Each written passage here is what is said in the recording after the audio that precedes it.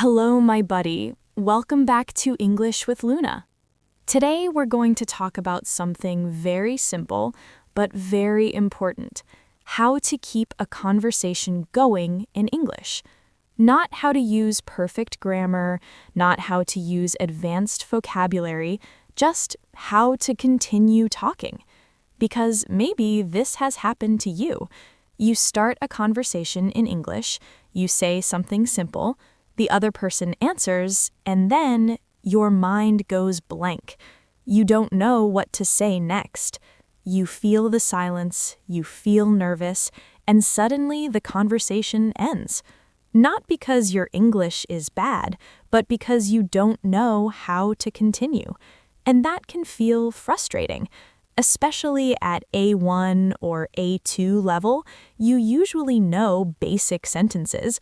You can introduce yourself, you can talk about your job, your hobbies, your routine, but conversations are not just questions and answers. They are movement. They go forward. And if you don't know how to push them gently forward, they stop. So in this episode, we're going to explore something very practical: how to react, how to respond, how to ask simple follow-up questions, and how to stay calm when there is a small silence. We're going to keep everything clear, slow, and easy to follow.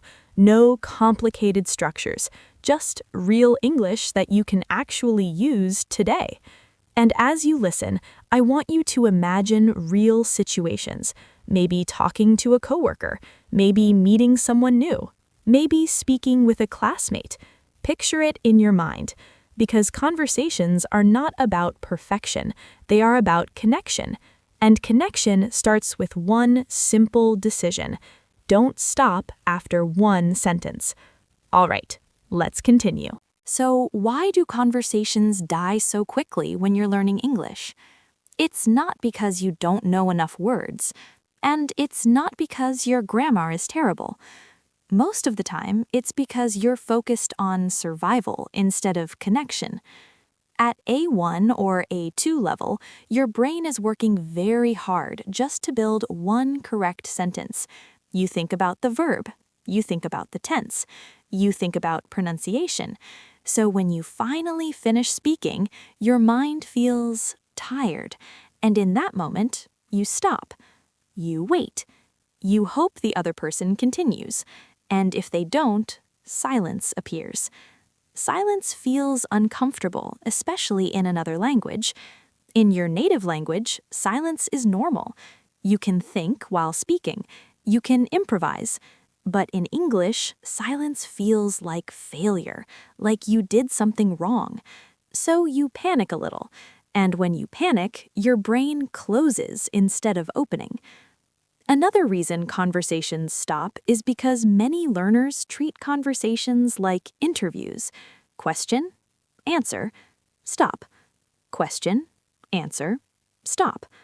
For example, where are you from? I'm from Mexico. Oh, nice. And that's it. But real conversations are not like that. When someone answers, you don't just accept the information, you react to it. If someone says, I'm from Mexico, you can say, oh really, which city? Or, I've always wanted to visit. Or, do you live there now? The problem is not vocabulary, it's not knowing that you're allowed to continue. Many learners think they need a perfect, intelligent, impressive sentence to keep talking, but that's not true. You just need curiosity. Simple curiosity keeps conversations alive. And here's something important: you don't need long sentences to continue a conversation. You need small bridges, short reactions, simple follow-up questions, small comments. That's it. When you understand that conversations move through small steps, everything becomes easier. You stop trying to give the perfect answer, and you start trying to stay present.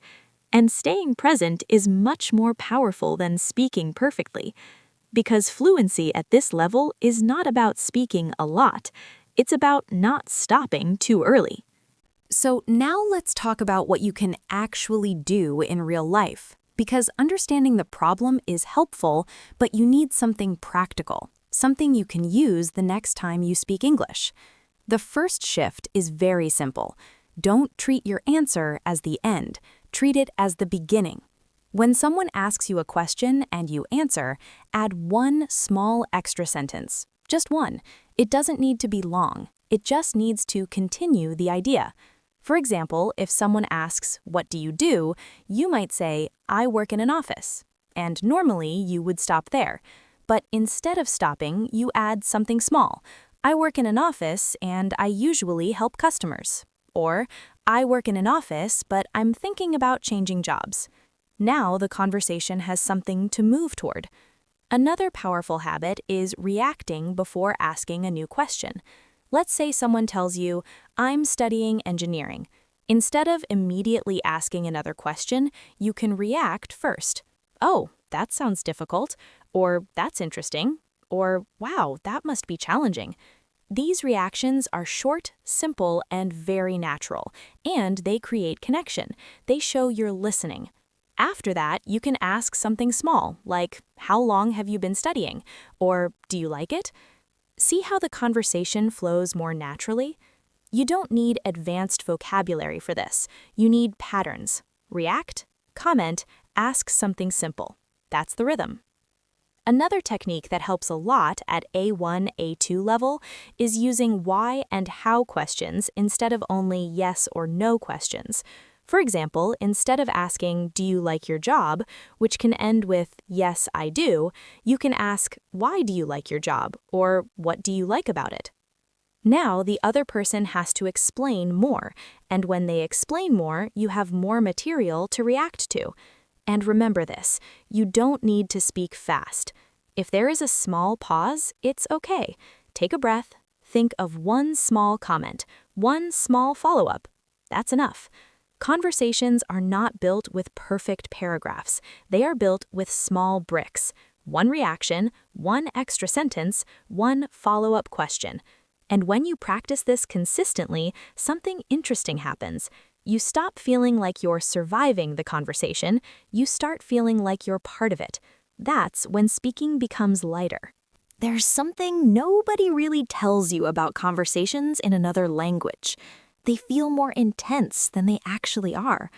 When you're speaking English at A1 or A2 level, every second feels bigger, every pause feels longer, every mistake feels louder in your head than it really is in real life. You say one sentence, and if there's 2 seconds of silence, your brain immediately says, "This is bad. I need to say something. I'm failing." But from the outside, those 2 seconds are completely normal. Native speakers pause all the time. They think, they search for words, they look away for a moment. They say, well, you know. Conversations are not perfectly smooth. They're full of small pauses and adjustments. The difference is that native speakers don't panic during the pause, and panic is what makes you feel stuck. When you panic, your body becomes tense, your breathing changes, your mind stops thinking clearly, and then it becomes harder to find words. So the silence becomes longer, and your anxiety becomes stronger. It's a cycle. But here's the truth. Silence is not your enemy. Silence is just space. And space is normal in communication. Another thing that creates pressure at this level is comparison. Maybe you see other learners speaking more confidently. Maybe you watch videos of people who sound very natural, and you think, "Why don't I sound like that?" But you don't see their practice. You don't see their uncomfortable conversations. You don't see the years of small, imperfect attempts. You only see the result. At A1 to A2 level, your goal is not to dominate conversations. It's to participate. That's a huge difference. Participation means you don't disappear after one sentence. It means you stay present, you react, you ask one more question, you try again even if your sentence is simple. And simple is okay. There is nothing wrong with saying, "I like it because it's interesting," instead of using a more advanced explanation. There is nothing wrong with repeating structures you feel comfortable with. Repetition is not weakness, it's reinforcement. Also, remember that most people you speak to are not analyzing your grammar. They're listening to your idea. They're focused on meaning, not perfection. If your message is clear, communication is happening, and that's success.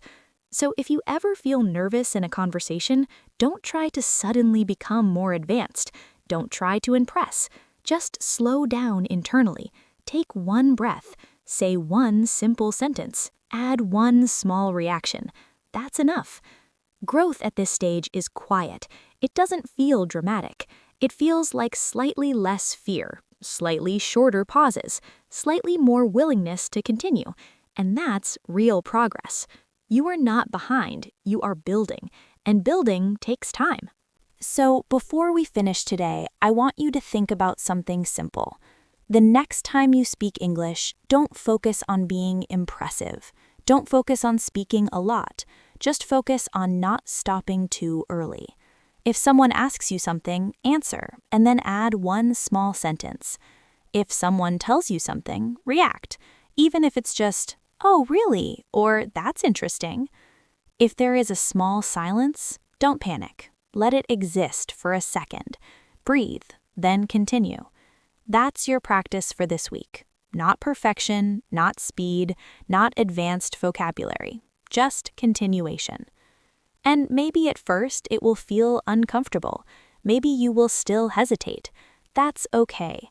The goal isn't to eliminate hesitation immediately.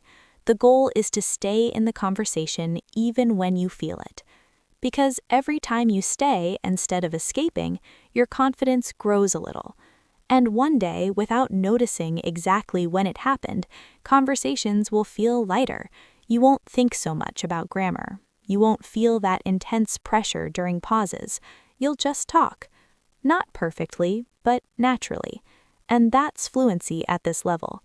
So thank you for spending this time here, for practicing in a calm way, for choosing progress over pressure.